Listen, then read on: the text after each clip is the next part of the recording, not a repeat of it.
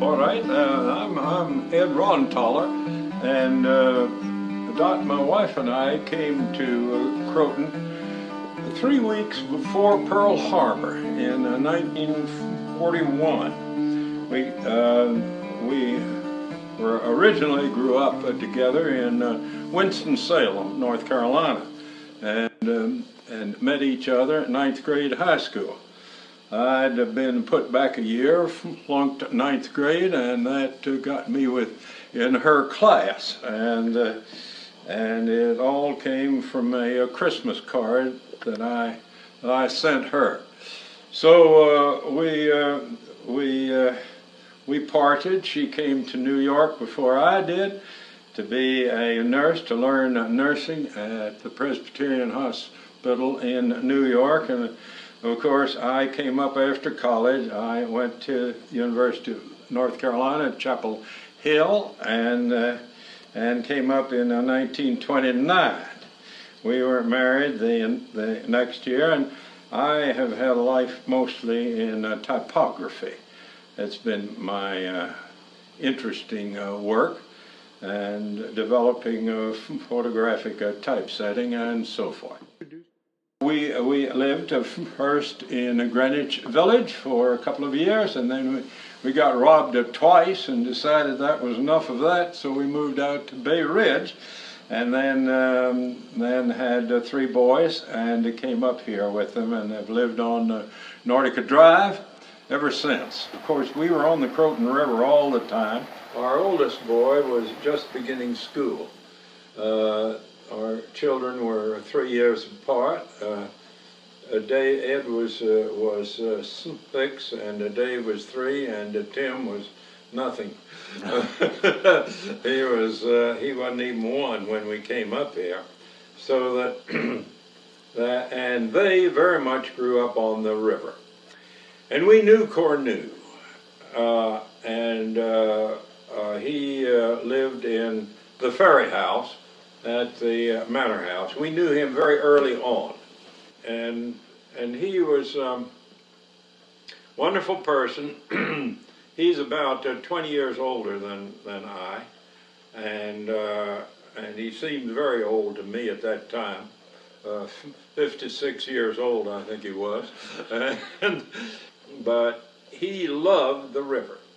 Cornu told me quite a bit about his past. His mother was Swiss, his dad French. He had there were 2 younger children. I guess a boy and a girl. I'm not sure about that. They lived in New York, down in lower New York, and one day, all of them, the 5 of them, were on a corner, and the dad walked away, and nobody ever saw him since then. He just left. His mother got a job in a hotel as a cleaner or a housekeeper or something like that. I don't know what. And the hotel gave curtained off the end of a hallway, and to put 2 or 3 beds in there, and that was where they lived. He was 13 years old, and the other children were younger. So he had to get a job, and he got a job in a house that does writing names on diplomas. Now there's a term for that. It's not calligraphy. He wasn't a calligrapher. He was too bad. That's what happens when you get to be 93. At any rate, he was just the messenger there, but he watched the boys, the young men who were doing this. I'll call it calligraphy. I hate to call it that because that's the wrong word. And learned how to do it himself. And from these other fellows, he learned that the cheapest way to have the most fun was to canoe.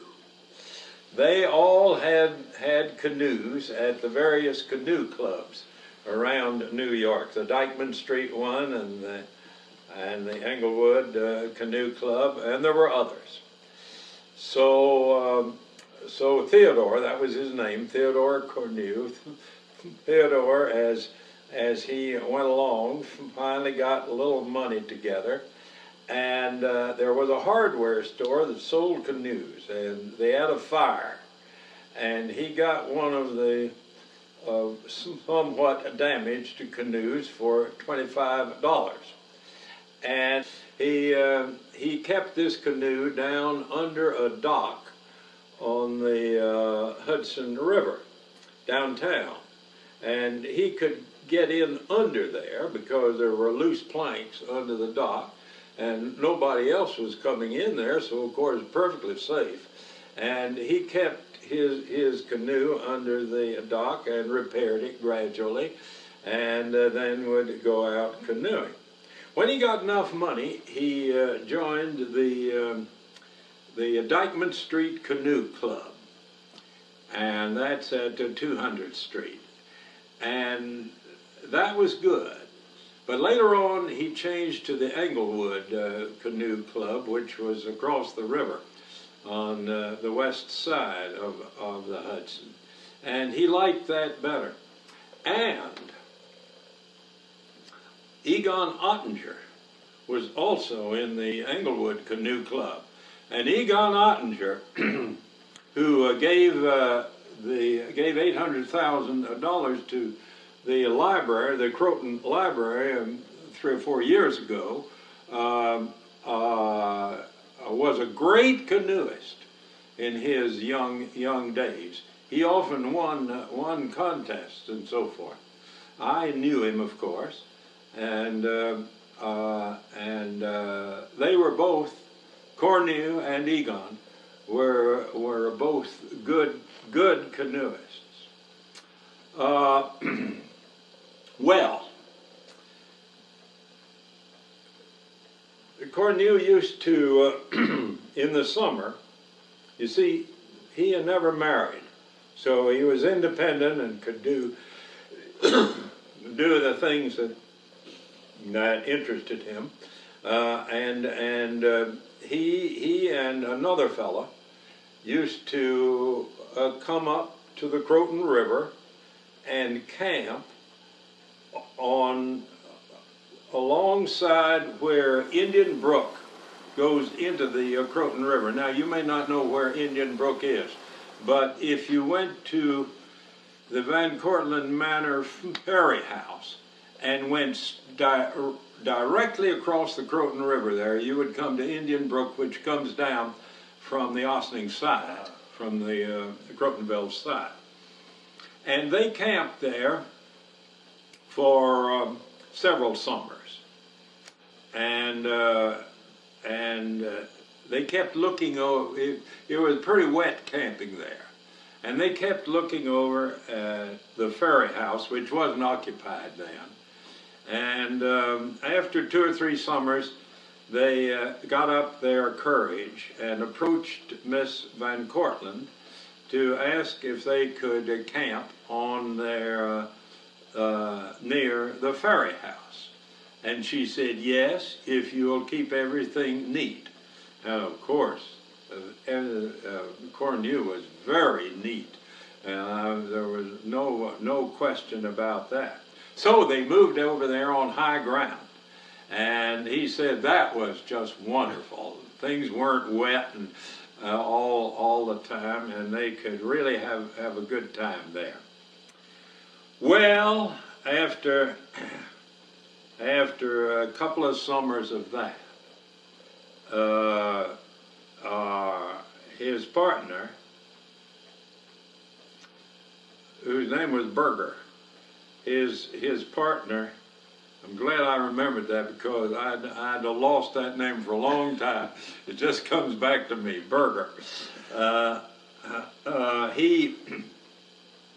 his wife was getting upset about him being away all summer long camping with Cornu, and she rebelled and said he had to quit and had to get a job. And as Cornu reported it to me, and this is absolutely true, Cornu said he got a job with a grocery store. And I visualized him getting some sort of a clerk job or maybe a manager of a grocery store, until some years later I read in a Fortune magazine that that Berger was the financial advisor for Huntington Hartford, and the grocery store was the A&P. So, but Cornu had he just got a job in the grocery store. Couldn't have any more fun. That's what he said. That's exactly what he said. He got a job in the grocery store and couldn't have any more fun. Oh boy, that tells a lot about Cornu.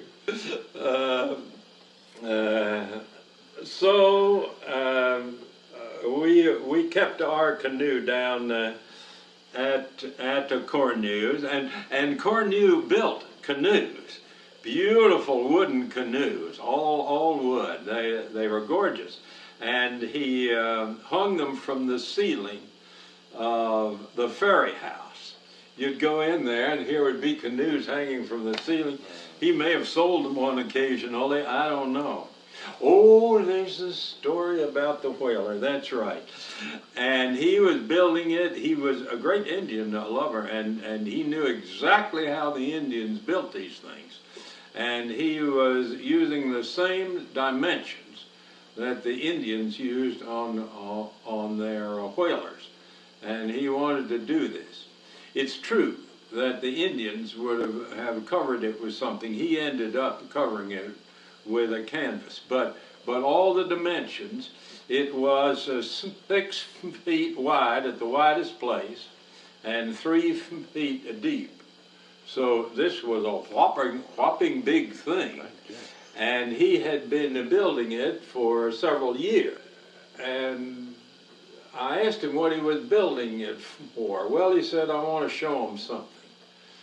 I didn't know who M was until I found out later on who M was. M was the fisherman from Haverstraw, and he evidently knew some of them over there. And one day it was after the war, because the Rowleys had moved here by that time on the Nordica Drive. And so it must have been 1946. We'd had just come home from church on Sunday, and Dot was getting dinner when the telephone rang. Cornu had a telephone. He didn't have electricity or anything like that, but he had a telephone because his mother lived there, and he wanted that in case of an emergency with her. So I answered the phone, and he said, we're launching the whaler. Can you come? And I said to Dot, dearie, Cornu, that's Cornu on the phone. He's launching the whaler. Oh, she said, can't you ask him if he can wait? I'm just putting dinner on the table. And I, like a fool, conveyed that to Cornu, and he said, nope, the tide won't wait. So we let the food go, and with the boys, we all went down, and I realized on the way that, look here, this is a great event. This is a terrific event for Croton. We've got to do something to celebrate it. And I got the Rowleys and the Rowley boys, and maybe I got someone else. See, there weren't many houses here at all then on the street. And I got some others, and we went down, and by the time we got there, who were the fishermen from Haverstraw, and Cornu, had carried this thing from up on the hill down, and were about ready to slide it down the bank over the periwinkle there. And Elmer Rowley and I rushed to help this thing go into the water, and the wives and the children all applauded from the side as the thing sailed out, and it was beautiful. He just wanted to show them that he could build a whaler or something like that. I guess that's all it was. I don't know. You never quite know about Cornu. He went to a Cooper Union, you see, and he was a letterer and illustrator and historian. He read a lot of these old Indian things, and he was determined, and a great hater of the railroad. Oh, he hated the railroad because they ran oil into the water, and that was bad. There used to be a great big pipe down there, the pipe that large, and often when we would go down, paddle down out into the Hudson, I would see at low tide, you would see water, oil coming out of that pipe into the river. And we used to, I got a picture once of the oil glistening on the river, and I turned it over to the Hudson Fishermen's Association, Ed Garrett over there. And I think he used that in the river, in what he's done to help clean up the river. And of course now, when our son Tim came back last summer and went down and swim in the river, he said, "Dad, this river is just beautiful compared with what it was when they used to swim in it as boys." He said, "You just can't believe what a change has taken place in the river."